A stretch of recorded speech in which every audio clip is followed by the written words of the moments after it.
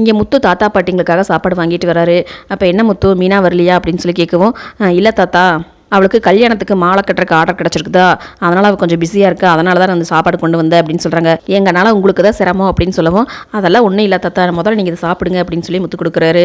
அப்போ தாத்தா இருந்துட்டு, தம்பி என்கிட்ட வந்துட்டு செருப்பு தைக்கிறக்கு ஒரு பொண்ணு வந்துச்சு, அப்போ தைச்சு முடிச்சுட்டு அந்த பொண்ணு ஆட்டோவில் ஏறி போகும்போது இந்த ஃபோனை வந்துட்டு தெரியாமல் கீழே விட்டுட்டு போயிடுச்சுப்பா, நாங்கள் எடுத்து வச்சுருக்கோம், இது யார் என்ன ஏதுன்னு சொல்லி கொஞ்சம் பார்த்து கொடுத்துட்றியா அப்படின்னு சொல்கிறாங்க.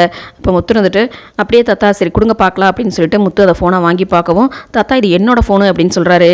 என்ன தம்பி சொல்கிற அப்படிங்கவும், ஆமாம் தாத்தா இந்த ஃபோனை தான் வந்துட்டு காணாமல் போயிடுச்சு, அதனால் எங்கள் வீட்டில் பெரிய பிரச்சனையாகிடுச்சு, அது எப்படி தாத்தா உங்கள் கையில் கிடச்சிது அப்படின்னு சொல்லவும், அதுதான் தம்பி சொன்னல அந்த பொண்ணு தான் கீழே போட்டுட்டு போயிடுச்சு அப்படின்னு சொல்கிறாங்க. அதை கேட்ட இங்கே முத்து பார்த்திங்கன்னா, அப்போ நம்ம ஃபோனை திருடனது ஒரு பொண்ணா, அது யாராக இருக்கும் அப்படின்னு சொல்லிட்டு யோசிக்கிறாரு. அப்போ முத்து பார்த்திங்கன்னா சுற்றி அக்கம் பக்கமும் பார்க்கவும், அங்கே பக்கத்தில் ஒரு கடையில் பார்த்திங்கன்னா சிசிடிவி கேமரா இருக்குது, கரெக்ட் இங்கே போய் முதல்ல நம்ம கேட்டு பார்க்கலாம் அப்படின்னு சொல்லிட்டு, தாத்தா ஒரு நிமிஷம் இருங்க வர அப்படின்னு சொல்லிட்டு இந்த கடையில் வந்து கேட்குறாங்க.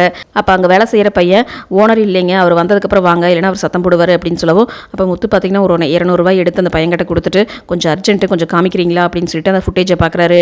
அதில் பார்த்திங்கன்னா வித்யா தான் வந்து செப்பல் தைச்சிட்டு போகும்போது அவங்க பேக்லேருந்து ஃபோன் கீழே விழுகுது. அதை பார்த்துட்டு முத்துக்கு பார்த்திங்கன்னா பயங்கர அதிர்ச்சியாக இருக்குது.